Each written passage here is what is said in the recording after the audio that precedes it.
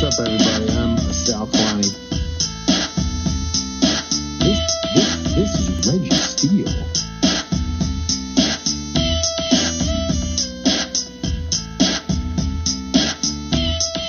And welcome to Spitballin.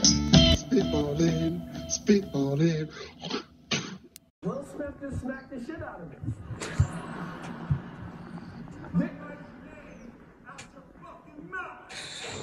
Wow, dude. It was a G.I. Jane joke.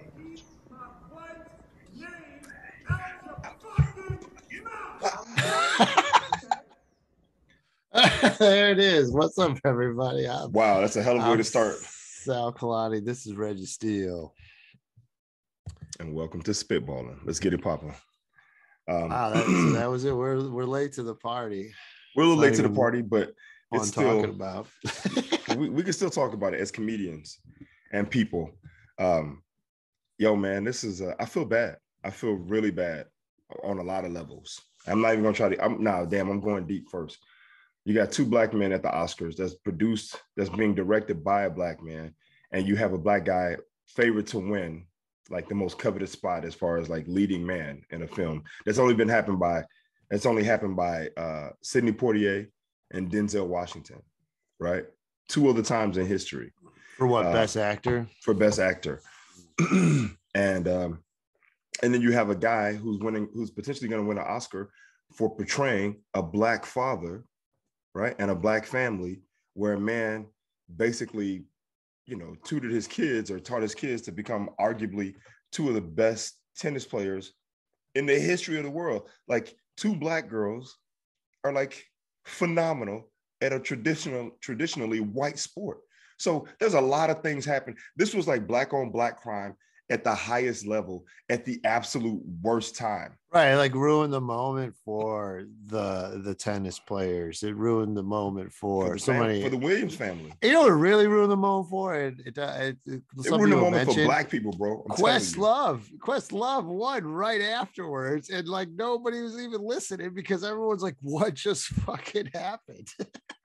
Dude, Questlove won? I didn't even know that. Yeah. See, Questlove won. Chris Rock was introducing Questlove as the winner. That's why he was up there. Oh, for the documentary. Right after it happened, he brought up Questlove, and Questlove's crying and telling his thing. I have no idea what the fuck Questlove said.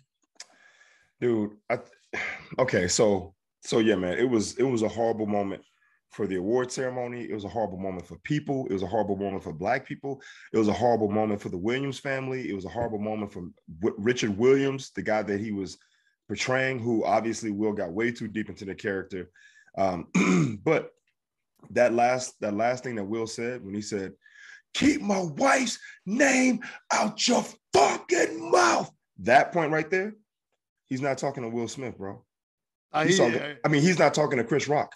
He's talking to the world, dude, because he lost his mind at that moment. He lost it. He completely lost it. At that moment, he was not at the Oscars. He was not in a nice suit. He was not in the award ceremony. He was not on television in front of millions of people.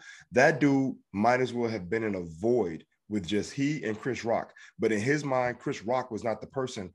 It was every social media outlet, every troll, every meme, every talk show host, everybody who's got a comment about his family and about him and his wife and whatever they go through. That dude lost it. Yeah, and here's the funny thing is, here he is right after the joke. I knew you were going to say this, and I'm glad you brought it up. And then right after, and then there he is. But dude, come on. Hold up though. Can we talk about this? Because as a comedian. I love how Lupita, poor Lupita. She didn't know. I was laughing too. You watch her reaction. She's like, wait, oh, it's a joke. Oh, no, it's not a joke. Oh, wait, he's serious. Oh shit. Like, I'm watching something happen. Like she didn't know what to do. She was like an emotional roller coaster, like, oh shit. All right. But this is the thing, man, because everybody keeps saying this, and every comic on the planet has posted, well, he laughed at the joke. He laughed at the joke. Come on, man. We all know that it takes a moment to process. And he heard the joke. Initially, off the top, it's funny just because in the sense of Chris had a great joke about Denzel Washington that was funny. He had a great joke about Javier Bardem and Penelope Cruz, which was funny. And then Denzel and Javier are nominated, but instead of going for the third nominee and Will, he went at Jada, right? But whatever, he says the joke. It's not that bad of a joke. Now, it's soft for a comedy. It's soft, but it's also tasteless, right? But Chris Rock said he didn't know she had alopecia, right? So, and like a lot of comics joking, like, oh, every comedian's supposed to know everybody's medical history in the crowd before making any jokes. Exactly. Thus, your joke about, hey, you're really funny. What are you talking about? You didn't even laugh. Well, right. I have Bell's palsy, so half of my face is paralyzed. Yeah. Well, you could have started the wave or some shit. Right? Yeah. If you're not laughing, I'm not going to say anything. It's cool. Because last time I got in a lot of trouble, right? Like there's a girl sitting right up front, wasn't laughing at anything, came up to me afterwards, like, that was a really good job. I'm like, what are you talking about? You didn't laugh. I'm like, you didn't even crack a smile. It's like, what the hell's the matter with you? And she's like, oh, well, I have Bell's palsy. Yeah, which means half my face is paralyzed. So it's impossible for me to laugh or smile. I know. I heard that. I was like, whoa. Well, could you at least clap or something? Stomp your feet, start a wave or some shit.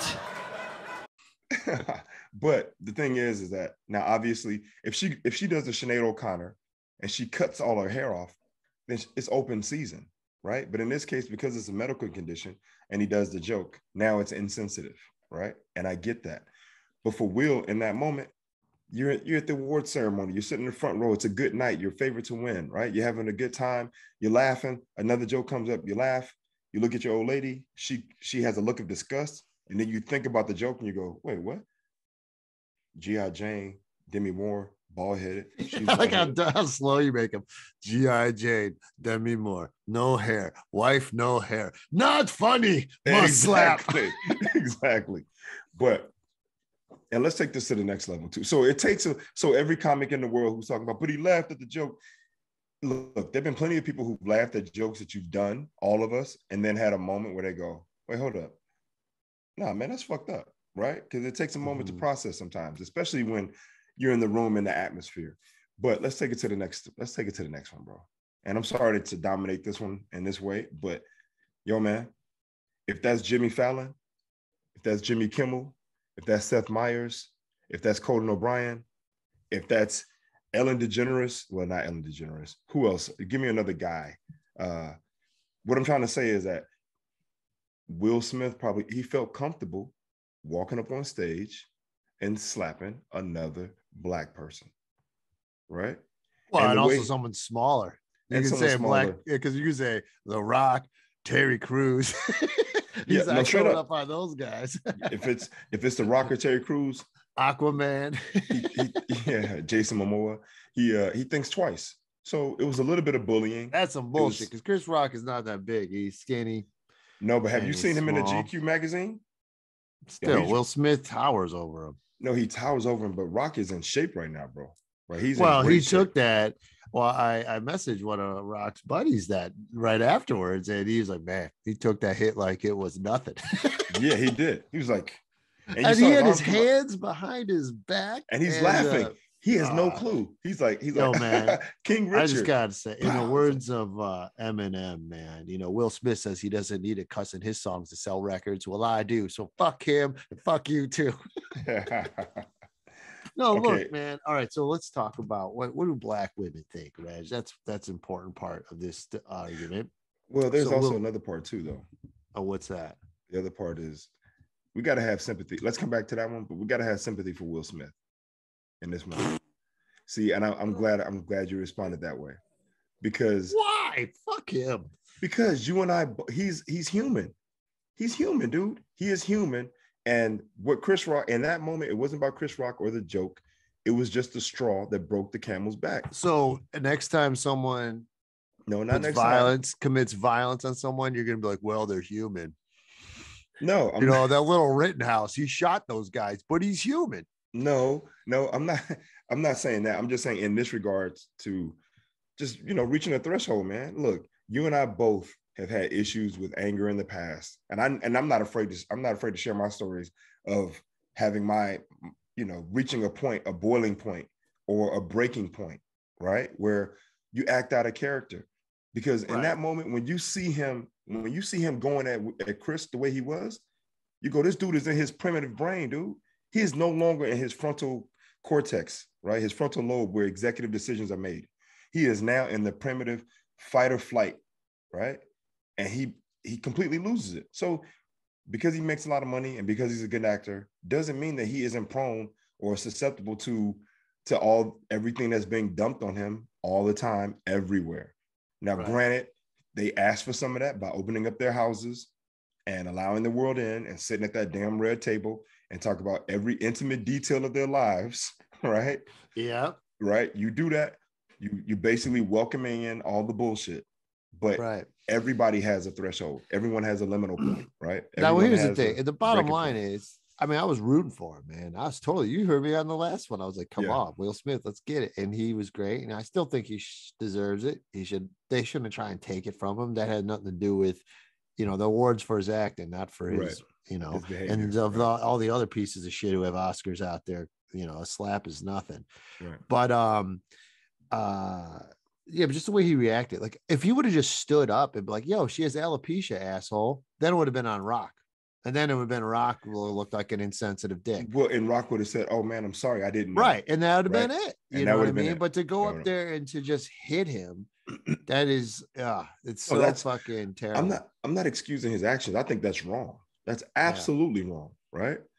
But it's a lot of elements that came into play, right? And there's a lot of elements about race relations and comfort level, right? Things like that. It's like it's the same reason why cops feel like they have to use a little bit more excessive force with Black people. And it don't even matter about the size, because we've seen them do it to large Black people and we've seen them do it to small Black people, right? So it's really about the color of the skin and how that's being affected, like how that affects in that perception of it. Black women. All right, so Black women, Wanda Sykes, she's a Black woman. What does she have to say?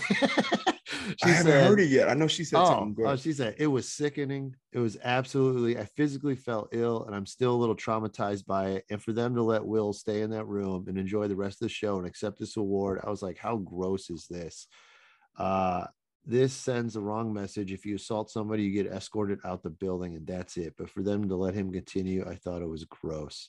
And she said afterwards, she was at an Oscar party and Chris Rock came up to her and the first thing he said is, I'm so sorry. And she's like, why are you apologizing? And he's like, it was supposed to be your night. You and Amy and Regina were doing such a great job. I'm so sorry. This is now going to be about this. And she's like, because that's who Chris is, Well, hold up. Why was it going to be their night?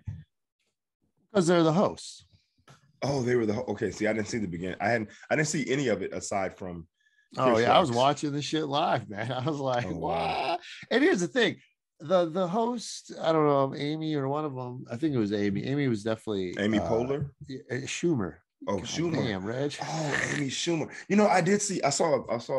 I saw Amy Schumer at a clip of her. She did a little monologue, which was pretty funny. And she's been shouting out Sully on Instagram for writing certain jokes. Like she shouted him out for writing a Leonardo DiCaprio joke. Okay. It's funny. Sully has been putting pictures up from the Oscars, and I wrote a message on Instagram, Reg. I just wrote, oh, that's sweet. I was like, so who wrote that joke? I think Amy Schumer wrote that joke, right? No, the G.I. Jane joke. Yeah. Nobody's saying. Most people think Rock just did it himself, which would make the most sense. Yeah. Right. Okay. But anyway, so Amy Schumer, she had a pretty good monologue, but earlier that she made a joke to their open relationship to Will and Jada, and it's like everybody's open territory, especially everybody who's nominated. I didn't know that. Oh yeah, and it was funny, and they were got laughs, and you know what I mean. So that's the was the opener. Yeah, that was the seed. Yeah, that was the seed that was planted. What was it? What was the joke though? You remember what the joke was?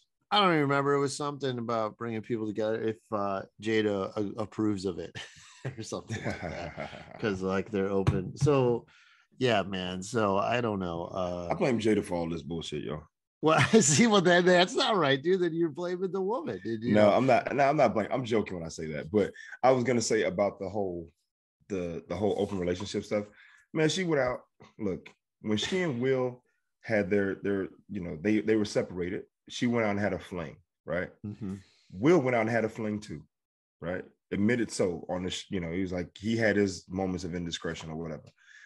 The thing is that at least Will vetted his people well enough that they wouldn't come to the media and start publicizing all the intimate details. Was that what that guy did? Dude, August Alsina, this dude, The only reason it even came up was because his career was on the decline, and then he came out talking about, yeah, I was with Jada and Will was in the house and they were still married and I was getting it in and doing, and then he got pictures of her with him on the red carpet at award shows, and it's like, yo, what are you doing? You're okay. I get it. You're separated. So that's how it came out. That's how it came out. She picked the. He was in the house initially because he's friends with the kids, and he was having like a mental breakdown.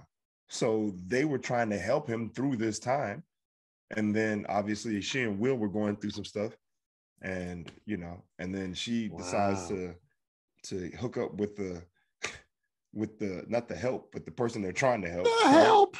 and then this dude goes public with all this joint in a totally disrespectful manner. Like not even like there was no reason. Yeah, there was no reason for it to come out. So somebody tweeted, or I tweeted. I mean, my tweet did pretty well. Probably a lot of, I don't want like racist haters to like it. I wrote, Will Smith ruined his Oscar-winning night with his inability to take a joke. # Team Chris Rock. Now I put that like right after it happened, right? And someone wrote, no man is going to stand by and watch his wife being mocked in front of millions if he loves her. And I wrote, but he'll stand by while another man bones her. I saw that too. It was pretty funny. Actually. That was a great response. Yeah, but it's so. But they were separated at the time, right? And that's the part that's being lost in this whole dialogue about them and that situation, is that they were not together. And right, and you can't hit, man. It's still that's what I don't get. All these people defending the violence. Yeah, no, I'm not defending the violence. I'm just defending the fact that he lost his shit. There's no way that he should have hit Chris Rock at all. He snapped. He lost it. He could have just said so. He could have just called it out. He could have called it out later in his speech and made him look bad. So did you see what Kareem Abdul-Jabbar said? No. So our friend Diane Amos shared it. Not Amos. Diane Amos. Yeah, I made that mistake too. Yeah. It looks like Amos though. I know, right? I like saying Amos. That's a fun word. I do too. Amos. I do too. Diane Amos. Like it just feels like. But Amos sounds like penis. All right, so she shared what Kareem said, and Kareem, man, he's a pretty smart guy. I like hearing from Kareem. Yeah. But he's like, when Will Smith stormed onto the Oscar stage to strike Chris Rock for making a joke about his wife's short hair, he did a lot more damage than just to Rock's face. With a single petulant blow, he advocated violence, diminished women, insulted the entertainment industry, and perpetuated stereotypes about the Black community. That's a lot to unpack. Let's start with the facts. Rock made the joke. Demi Moore, G.I. Jane. Okay. I could see where the Smiths might not have found this joke funny, but Hollywood award shows are traditionally a venue where much worse things have been said about celebrities as a means of downplaying the fact that it's basically a gathering of multimillionaires giving each other awards to boost business so they can make even more money. The Smiths could have reacted politely by laughing along or glowering angrily at Rock. Instead, Smith felt the need to get up in front of the industry, peers, millions of people, hit another man, then return to his seat, keep my wife's name out your fucking mouth. Some have romanticized his actions of a loving husband. Comedian Tiffany Haddish said, for me, it was the most beautiful thing I've ever seen because it made me believe that there's still men out there that love and care about their women, their wives. Actually, it was the opposite. Smith's slap also slapped to women. If Rock had physically attacked Pinkett Smith, Smith's intervention would have been welcome. Or if he'd remained in the seat and yelled, that would have been unnecessary but understandable. But by hitting him, he announced his wife is incapable of defending herself against words. From everything I'd seen Pinkett Smith over the years, she's a very capable, tough, smart woman who could single-handedly take on the lame joke at the Academy Awards. Goes on and on and on. But yeah, man, And Yo, then send it to this, me. I want to check it out. But that's Kareem hit the nail right on the head. oh, with he's that so one. good. And then he goes on even more about his worse than the slap was his tearful, self-serving acceptance speech in which he rambled on about all the women in the movie King Richard he protected. Those who protect don't brag about it in front of 15 million people. They do it and shut up. You don't do it as a movie promotion claiming how you're like the character, but you just won an award portraying. Of course, the speech was just about justifying his violence. Right. Yeah, and man. and the thing that I didn't like about the speech, right? Look, man, there's a pink elephant in the room that you created. You have to address the pink elephant. Now, I'm not saying that you have to go on and on about it because it's not about that. But you have to take a moment to say, I want to apologize to the Academy. I want to apologize to. Well, he did that, you know, just not no, to I know, Rock. I know, but to the Academy, to the other nominees, to the guests here tonight, and I especially want to apologize to Chris. He and I will talk about this afterwards. This moment is not about that. It's about this and honoring these people and this, you know, and the work, because you have to address it, but then you also have to be aware of, man, there was a lot of people that put a lot of work into creating this film, right? Writers, directors, Right. You producers, take it away you from know, all of them, man. you took away from all of them. So but you got to address the pink elephant in the room and then say that you will address that later at a more appropriate time, right? And you know, you say, I'm sorry for my actions or something like that, but you say it and then you keep it moving. But for him to not say anything in regards to Rock and the situation, it's like, come on, bro. I was like, yo, you got to be bigger and better than that, man. And now Then there look, is a picture going around with Rock up on stage right after it happened and Denzel between the two of them. And supposedly Rock was trying to apologize and Will wouldn't even look at him. But then there was a rumor but then I guess he said on stage the other night, or he said recently that, yeah, he hasn't talked to Will Smith since the incident. yeah, And he I did heard his it last show night in Boston, but he hasn't been Yeah. talking about it yet, really. I mean, it's going to take time to develop, but man, I knew I was going to be a killer. Well, you heard what he said in that interview. I mean, that piece from the Boston show. He was like, I had written a whole show before this Right. weekend, right? Yeah. That I You wanted got to some do. editing to do, bro. Hold up though. But the best part about that, the best part of this tour that Chris Rock is on now, it's called Ego Death. Yeah. Right? Will Smith let his ego get the best of him. What we saw was pure ego. It was pure ego, anger, emotion, like he had to prove lack of himself regulation. there, like you said, man, like the seed about his wife and all the jokes. And now, you know, one more person. He's like, well, this is a guy I could hit, smaller, fellow African-American.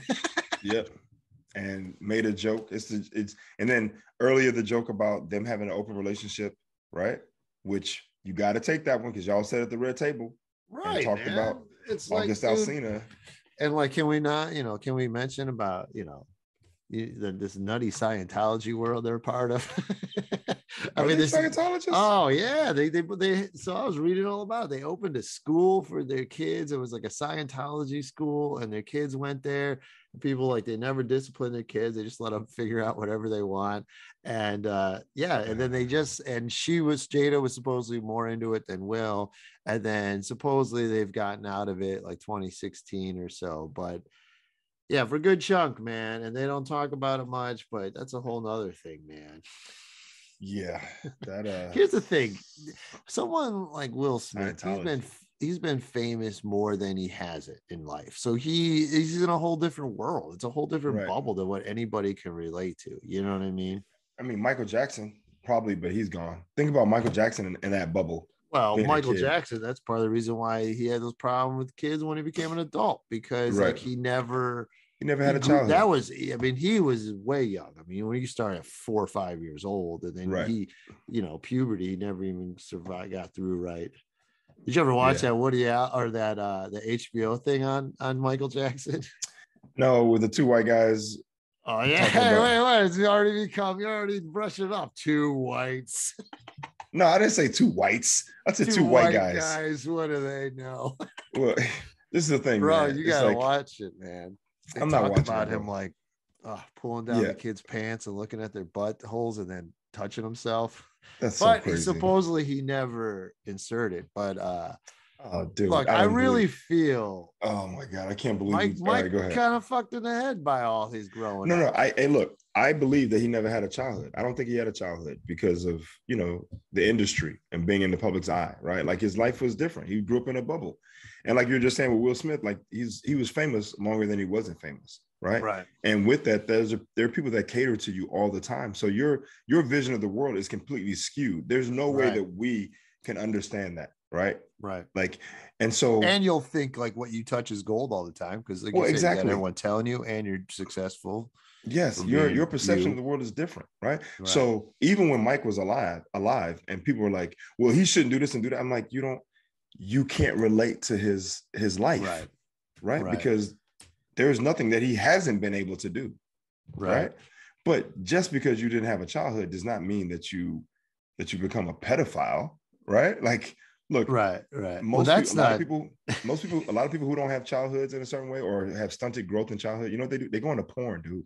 They end up they become strippers, they go into porn, they have undeveloped voices and all this other stuff. So I don't know. I don't know what got them into it. I didn't. Hey, look, you could still listen to Thriller. That was before all that. But once you start hitting bad and dangerous or whatever, then it gets tough. Well, and also think about we're on the outside. I love this part too. The whole world is on the outside looking in, but there are people who are on the inside that know. And you look at the people who stood by him, who were there, right? And who were there on a daily basis and can see and understand what's going on. Hey, man, they had a totally different perspective. But we on the outside that are getting also those on the through, inside are making money off of them.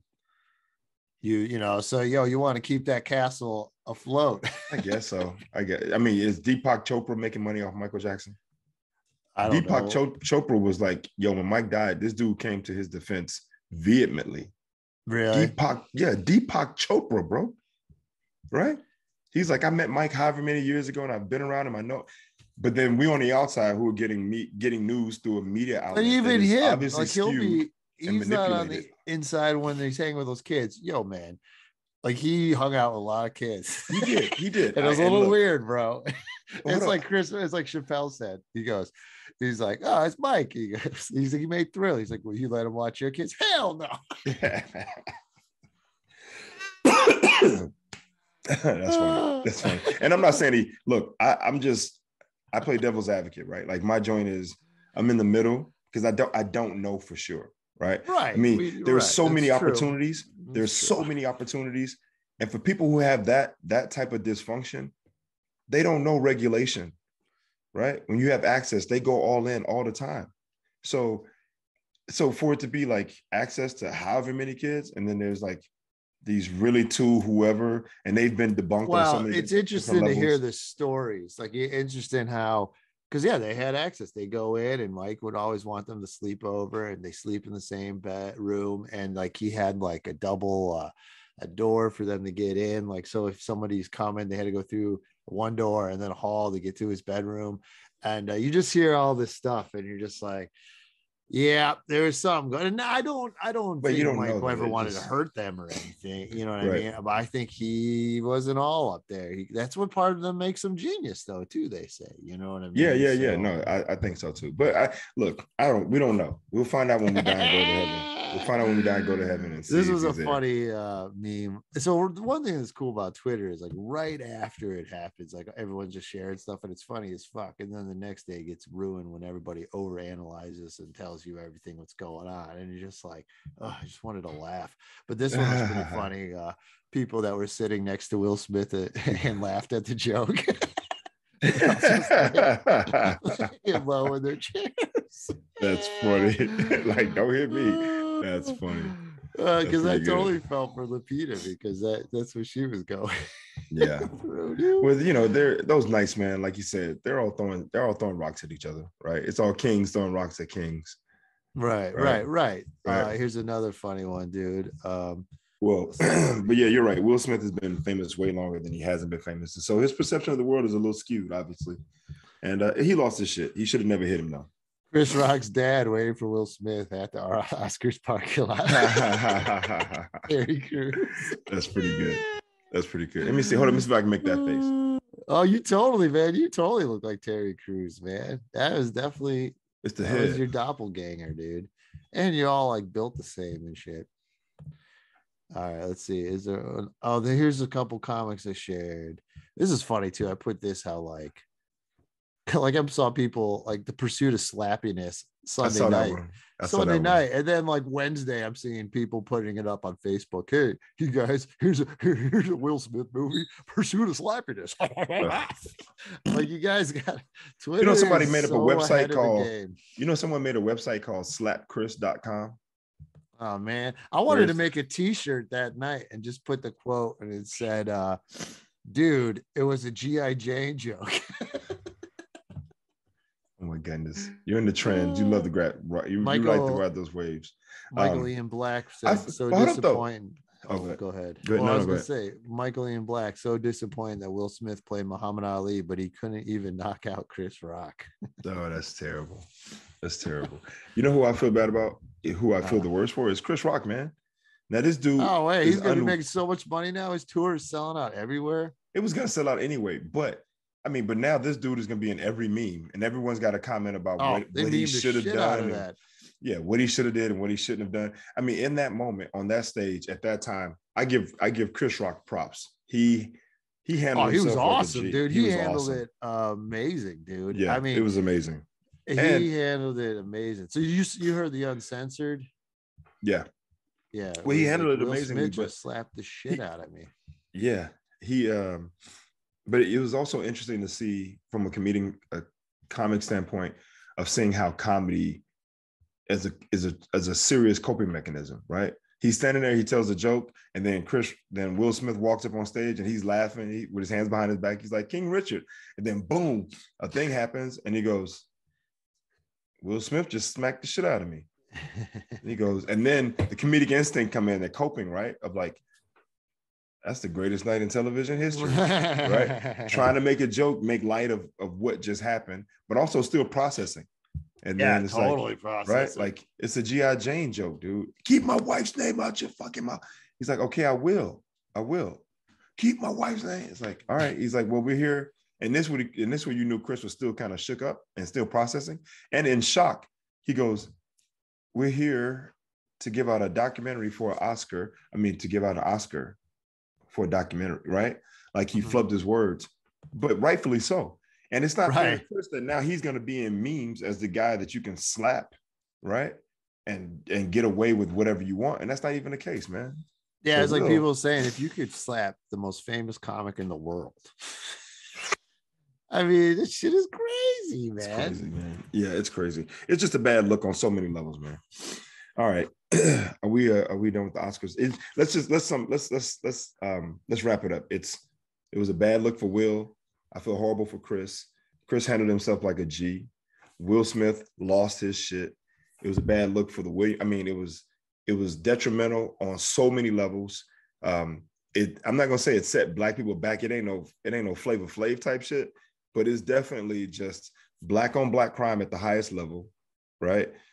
Stereotypes, and it's tarnished all the work that went into creating this, and the people of color who were behind the scenes that created what potentially could have been a great night, right? And it still was good on a lot of levels, but it's always going to be forever, that Oscars.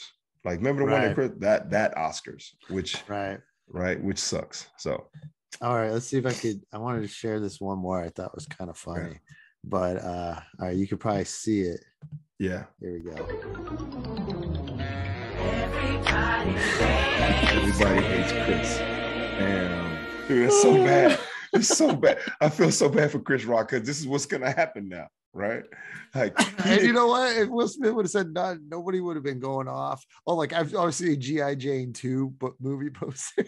Yeah, that's with funny. Jada. Yeah, with Jada. I've seen those too.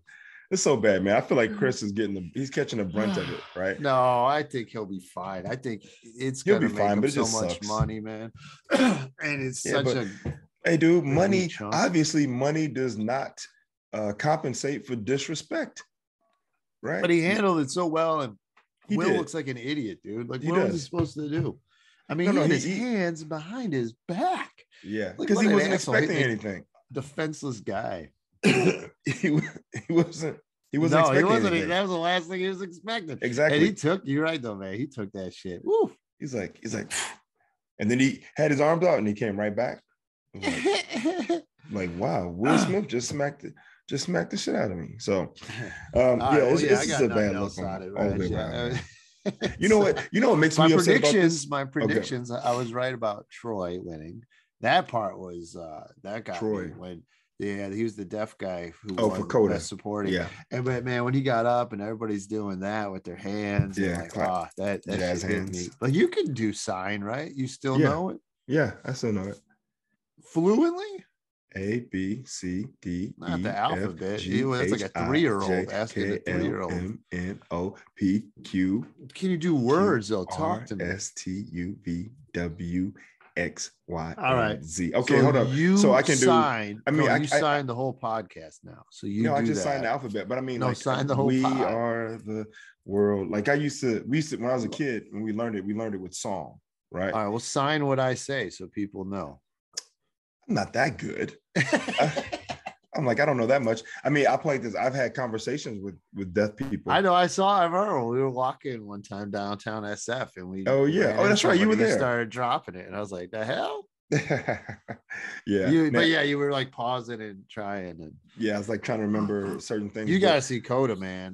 That's a good one. It won Best Okay. Picture. That was a surprise to me. I guess not as many people enjoyed Power of the Dog as I did, but Coda is good, man. And okay. Especially he's got 3 deaf actors. Right. Yeah. All right. I have it, so I'm gonna check it out. I'm gonna watch that for sure. But yeah, I want to get my signing back up. Right. I like this is Bear. Right. And this is Tree. Right. Like here. Let me see if I can get back. Here's a tree. Right. This is a tree, and this is a tree blowing in the wind. Right. Let me see. Boy, girl. Oh, funny. Yeah. And then just, like VI. So Sal. Well, what's this? I. Oh, right I. Here. I. Okay. Love. Wakanda forever. I love you, Sal. Oh, that's love. Right. Okay, so bear love. Bear love. What's bear hug? How would you do hug? I think hug is just like this. Oh, so give me a bear hug. I got you. All right. I still have books about it, like, because it's another way of communicating, right? And like you said, you've seen me do it before, so, and I've done it in other situations as well. All right, so Oscars, are we good with the Oscars right now? Yeah, we good, dude. We'll good to next year. All right, so next topic is, hold up, what were we talking about? Oh, your weekend SF with Jim Norton. Oh yeah, he tweeted something too. Oh, did he? Last thing, I shared his tweet too. He was like, he said, Will Smith attacked Chris Rock and then helped us all heal by explaining how tough God's plan for him is. Vessel of Love, dude. The Vessel of Love. Yeah. That should be the name of my next album. Vessel of Love. Vessel of Love. Yo, man, it was first off, I want to say it was great seeing you in San Francisco. Nice set, too, buddy. Thanks, man. And thank you for the opportunity. I'm glad you talked me into going up and speaking to Jim. In between shows, because having that moment to be able to talk to Patrice O'Neal stuff and just get more insight or a different perspective on some stuff. I thought it was pretty cool that we had similar insight about certain things based on what Patrice and I had discussed and talked about. Right. And then being able to get the other side of things too. So yeah, it's cool to hear from a guy who was friends with him and knew him. Yeah. And that's the thing. And he was telling me when I left, he's like, "Man, tell your friend to get back on stage already." I was like, yeah, I know, dude. He's like, "Yeah, there's no other reason." Yeah. Well, he and I had a great. Were you up there when he was telling me to get back on stage? When we talked about that? Yeah. And then and then I bounced to go actually perform. Dude, when it was just he and I, man, he went in. He didn't go in. He went in a good, positive way of like. I did hear him say about it being fear. Yeah, he's like, don't be afraid, and whatever. And for me, it hasn't. It's not about fear. It's never been about fear. My thing at this point is really just about trying to figure out what I really want to talk about, because I feel like the world has changed so much, and there's a part of me that feels like I would be doing a disservice if I don't talk about what's happening in the world to some degree. But I don't really want to talk about it in a funny way. Like I don't have any funny opinions about vaccines and boosters, right? Right. For me, it's more serious, especially what I have encountered personally from people in regards to that whole thing, and their opinions and how strongly they feel. And now we're kind of at this point where it's like it's literally, and this is what I was trying to say from the beginning, but it's literally like, get the thing, because there's always this feeling of like, the world is coming to an end. The sky is falling. And I'm like, yo, slow down.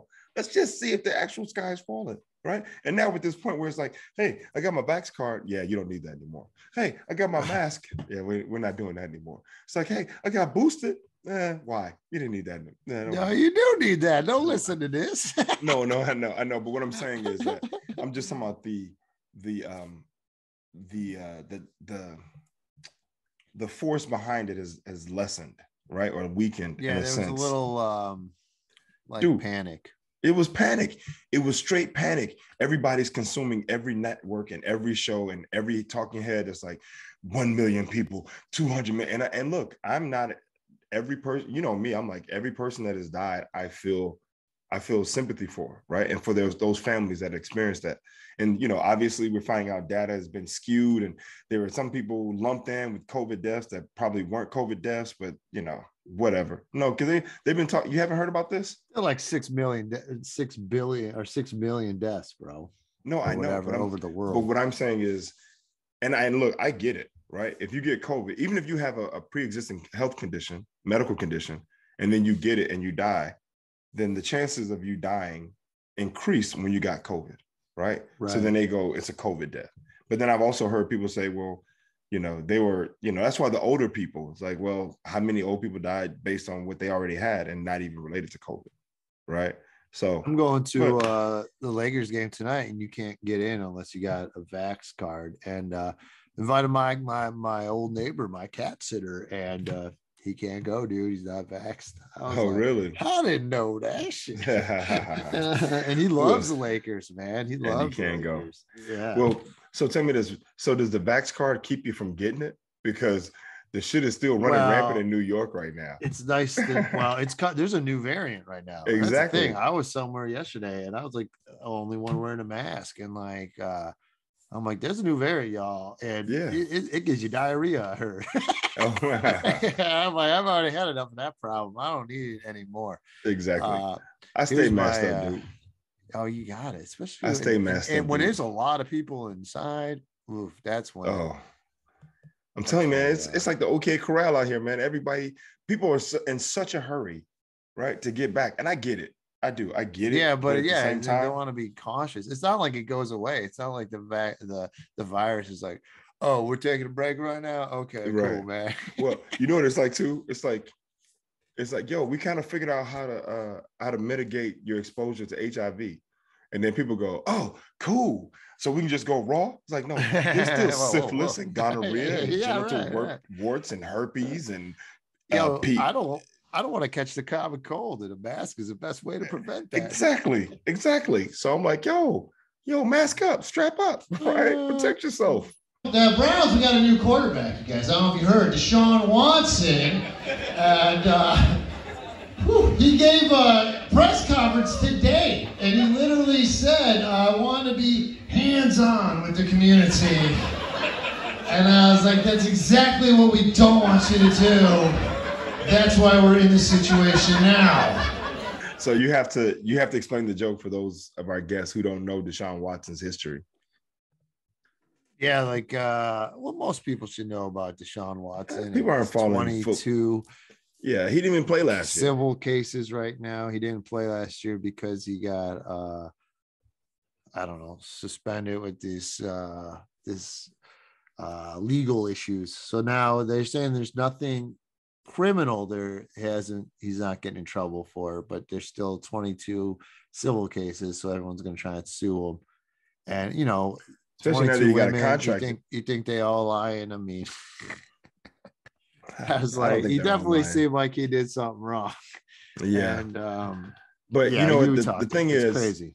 at 22, you kind of go, how many of y'all consented? And then you find out that some didn't consent.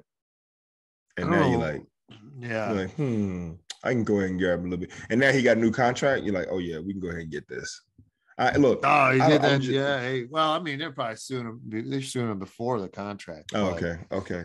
but yeah, Yeah, I man, mean, yeah. it's No, all it's bad, crazy. bro. It's It's but all like you bad. said, that's not the place for it. You don't go, hey, this person does. I've never even seen me, but they're gonna want me. Exactly. It's like, dude, And then just pull your please. dick out. What the Yeah, fuck, dude, bro? tame your ego, bro. You ain't got the golden one. Don't nobody got the golden one. Don't nobody. Everybody think they got the stick. exactly. The only people who think you got the golden one are the people who love you. Right? Seriously, it's like the people who love you are like, yo, yours is the one, right? And then your neighbor sees it and they go, that's all right. It's not the golden one. It's a silver or bronze at best, right? So yeah, man, it's sad. But look, once again, you have these athletes who've been catered to their entire lives on a certain level. And so their vision of the world starts to get skewed, and they believe that everyone will cater to them in that way, right? Just give in. How so many they times want has it happened before without a problem? Well, exactly. And how many times have people said no to them? And even when people have said no, very few. So, it's unfortunate, but hey, look, you live and learn. I'm telling, look, I think every athlete right now, everywhere, if they were smart, they'd look up and see everything that's happening right now has happened before. Somebody has already done all this dumb shit. So just learn. That's really it. It's really about learning your history. Look back and don't make the same mistakes. But everybody seems to think, well, no, I'm different. I'm different. You ain't different, right? There's either smarter or you're dumb. Right.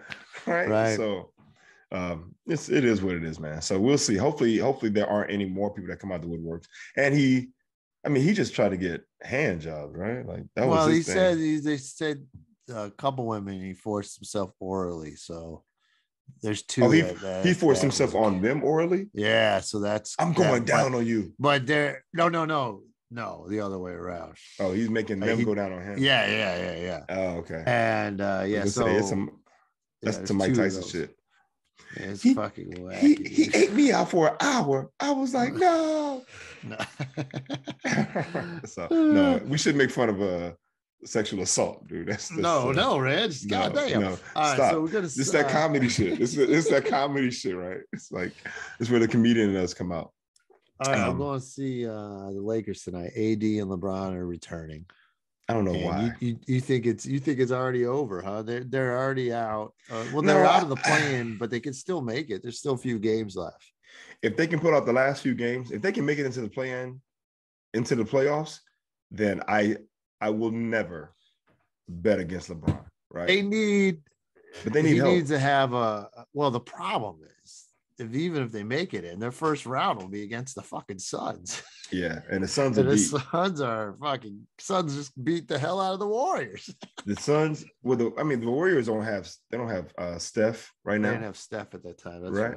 So, but the Suns are good, man. They're clicking on all the cylinders and they're playing well. They're young, they're athletic, they're energetic, they're well coached. They got a great leader in Monty Williams and a great leader on the court and Chris Paul. Devin Booker is certified. He's a certified bucket. The dude is legit, right? He can light it up. And then you got all these other guys, these complementary players that fit really well. I mean, come on, man. The Cameron Paynes and the Miles Bridges, and Anton Ayton is playing well.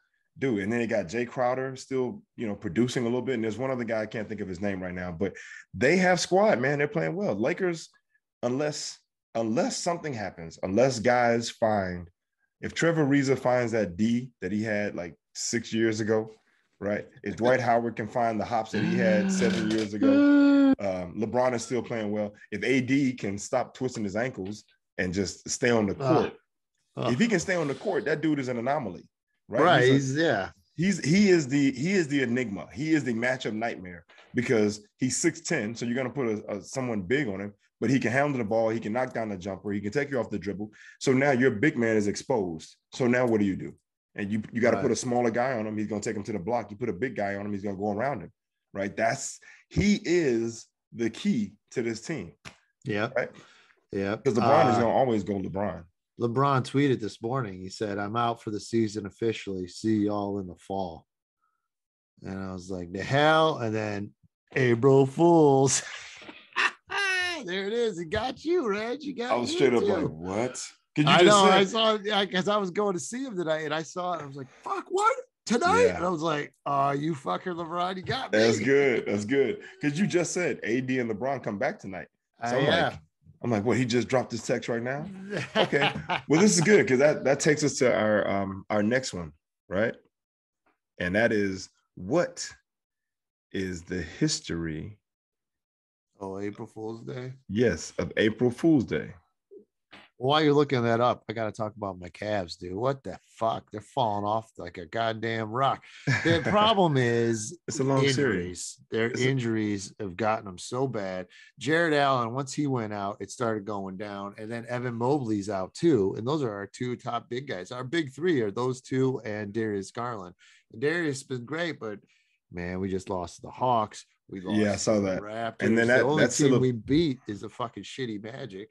Well, it's a long season, man, and you got we're number 7. We were 3 at one time, and now we're in the play-in. We'll have to play the Nets right now if it ends. So we're gonna have to play fucking Kyrie and Durant. It's gonna be rough. So there's still a few games, but I don't know if we're gonna get out of the 7, man.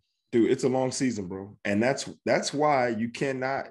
I mean, I get it. Everyone's excited about their team, at 30 games in, 40 games in. But it's 82 games, right? Yeah, man. Injuries are such a motherfucker. Injuries, and you got a young team, right? You don't have a lot of. So that's a good sign. They're young, so that's good. But we got K Love. We got a champion on that team. That's true. Isn't it funny? All the fucking talk about trading Kevin Love all those years, and he's the only one still on the team from that 2016 championship. Because no one will take him. Well. No one wanted him for what they want, but he's good on that team. Yeah, he's good on that team. You need a veteran force. Bench, and he is one of the best passers. That dude passing down the court to LeBron all the time. Oh, yeah. So good. Okay, and so you ready? All right, here we go. Tell me about the start of April Fool's Day. All right, here we go. Origins of April Fool's Day. Some historians speculate that April Fool's Day dates back to 1582, when France switched from the Julian calendar to the Gregorian calendar, as called by the Council of Trent in 1563. The Julian calendar, as in the Hindu calendar, the new year began with the spring equinox around April 1st. People who were slow to get the news or failed to recognize that the start of the new year had moved to January 1st and continued to celebrate it during the last week of March through April 1st became the butt of jokes and hoaxes and were called April Fools. Making fun of people. You idiots. These pranks included having paper fish placed on their backs and being referred to as poisson d'avril, April fish, said to symbolize a young, easily caught fish and a gullible person. So there you go. The changing of the calendar, dude, and the changing of the date. And it's so basically it would be like Juneteenth for all the slaves in Texas who didn't know they were free. It'd be like the free slaves showing up and be like, "You guys are idiots. We've been free for years. You guys are dumb, dude. How dumb are you?" They're like, "Yo, we can't read and we don't get news out here, bro." It's like, man, y'all been free for like 6 months, man. Look, I got a car. Look, I even got my own white person now, dude. What are you doing? This is crazy. All right. So. It's funny. All I knew from it was The Simpsons. And they do a callback in like early season 2 or 3, and or no, maybe 4, but they're like the origin of April Fools. And Lisa says it was like the pagans, and then they would, they changed the calendar, and then like so Homer and them are like the pagans, and the Flanders they would trick them and stuff, like, oh well, They're like, Happy New Year. Like, well, New Year was 3 months ago, but here you go. And then they trick them, and then they get all pissed and make fun of Homer. But that's interesting, dude. The Yeah. butt of jokes. I The like butt that. of jokes, right? That's how funny. it started. So there you go. Because people didn't know that the calendar changed from a Julian calendar to the Gregorian calendar. You didn't know, like, we changed the calendar, you dummies. Yeah, you dummies. They're like, we can't read. We don't know how to read. It's 15, whatever it is. It's 1563. We haven't learned how to read yet. Yeah, dude. So All yeah, right, man. dude. Well, close us out, Reggie. All right. Well, hey, folks, we've done it again. Episode 51. Hey, what happened to our guests you were going to get? Oh, I wasn't sure. Did we? Yeah, we gonna do whatever, dude. Who cares? Okay. Who cares? We care. I care. All right. But I'll reach out to Dan St. Paul. Well, we talked about. Okay, here we go.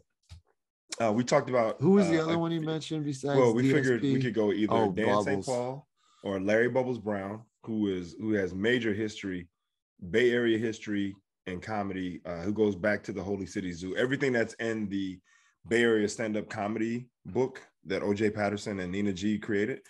Larry Bubbles Brown was basically here for that. I mean, he's right? he's on the back cover. He's on the back cover. So he is like he's here, and then he never left. And he just stayed here. And then he becomes very depressed. Sometimes reminds me of like the guys in Pirates of the Caribbean who become part of the boat. Dude, you can't talk bad about our potential guest, dude. Right? I love Larry Bubbles. Larry's one of my favorites. Oh, he's cool, but I'm really curious where all that came from. Well, I think a part of it was, he didn't leave, right? And I'm not going to tell his whole story, but he chose not to move to LA or to New York. And then he had tons of friends. And think about it, if he was around during that time with the Steve Martins and the Robin Williams and the Richard Pryors and the Phyllis Dillers and even some of the writers for The Simpsons, because he has friends that have written for that show who were like the early writers. He seems so bitter, or not bitter, but depressed about it. Well, I mean, that's less about comedy. That's probably more about his own personal chemical balance. What I'm curious where that's about. Well, he also had a thyroid thing, and we've talked about this. I won't get into it. I'll let him talk about it. But let's get him on, dude. Yeah, because that regulates your hormones, right? Like there's a lot that goes into the thyroid. So, so yeah, man, I'd love to get Larry. What about Johnny Steele? So Dan St. Paul, Larry Bubbles Brown, Johnny Steele, because Johnny's been around for a long time too. I'd love to get Michael Meehan on. I love Mike Meehan. I mean, come on, man. He made me want to start besides just the Mount Rushmore of SF 80s comics. Well, okay, and we still have Mahershala has already agreed to do the 100th episode, so we're good, right? We just got to get there. We still got Nico on deck, right? We got Roy Wood Jr., who's already confirmed to do it, right? So I'm gonna hit him up probably this week because he and I wanted to talk about some stuff. So I'm gonna hit him up and catch up with him, and then settle on the date because he got a movie coming out that he wants to promote. So we got Roy, we got Nico, we got Mahershala down the line. And we can also, there's also Chris Garcia, I think, who would be great. I'm supposed to hit him up. And people have told me to ask to reach out to Hassan Minaj. I don't know if I think he's too big at this point, though. And he's not bigger than Mahershala, right? No, that's true. No one's bigger than that. He's not bigger than Mahershala, but Hassan and I, and we were friends, obviously, right? But I hadn't talked to him in a while, so maybe I'll reach out to him. I'll reach out to him and send out a filler and see how he's doing. I found some pictures yesterday in my car because I went to his wedding in 2015, so I have these pictures of all of us. It's whatever. So, all right, maybe wrap us up, Reg. You got all sentimental. You need to take me down memory lane. My bad, dude. That's my old man shit. All right, one more thing. Anybody else before we go? No, I think that's good. What about Louis Katz? What about Ryan Stout? Maybe he was doing a show with Shag now. What about Mo? Maybe, yeah. Moshe Kasher, possibly. All right, Kasher might be hard too. Should we reach out to Ali Wong, the voice of a generation? You'll probably have to do that. Okay, I think we get Mahershala. We get Mahershala first. That's a year away. So what? We get Mahershala. By then, hopefully, we have more listeners. We have more subscribers, more They listeners. just do the 75th episode. The NBA's in their 75 anniversary. I don't know. I'll put it like this: if we once we get Mahershala on, They then I can get really feel like anybody. anybody who's not gonna do it is like, really, Nah. really, right? So, but whatever, man. All right, bro. I'm gonna wear my Cavs LeBron jersey to the game tonight. It's the only one I have that's basketball. The black when they won the championship. Yes, the T-shirt with the sleeves. Oh, it's dope. It's dope. I know. I love it. All right. So should I go ahead and I think I should I'll wear my dad cap that has just an emoji of LeBron on it. Oh, that one's cool too. I like that one. Just his face. Yeah. But I also got the dope.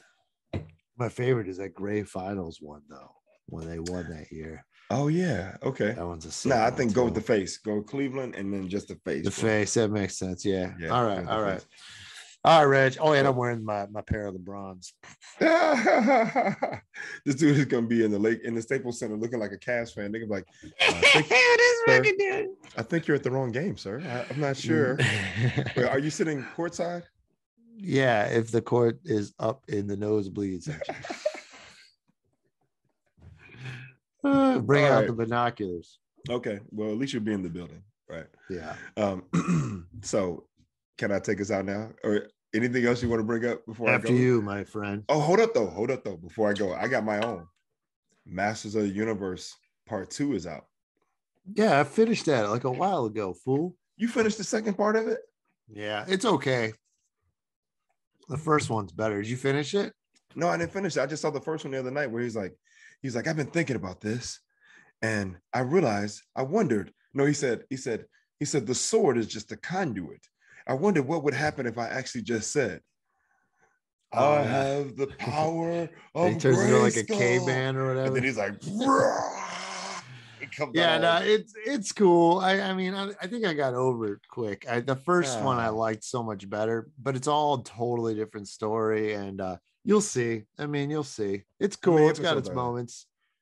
I think another 6 or something. Okay, so I watched the first one already. I liked the first one. I was like, okay. Prince it's Adam cool. I thought the first 6 were amazing. I thought the very first episode was awesome. Oh, it was. Yeah, it was all. That's why I was pumped to see that it was back already. Yeah, and you've already seen it. Didn't even tell nobody. Come on. Yeah, it's been out, dog. I was late to the party. Okay, but it's all right. It's all right. It's all right. You can get only so crazy, Yeah. All right. Okay. Hey, folks. Once again, welcome to our long goodbyes. All right. So, hey, thank you guys for listening. We hope you enjoyed the episode. We love doing it. If you did enjoy it, please subscribe and share, and keep tuning in. Hey, that's Sal Kalani. I'm Reggie Steele, and this is Spitballin. Peace.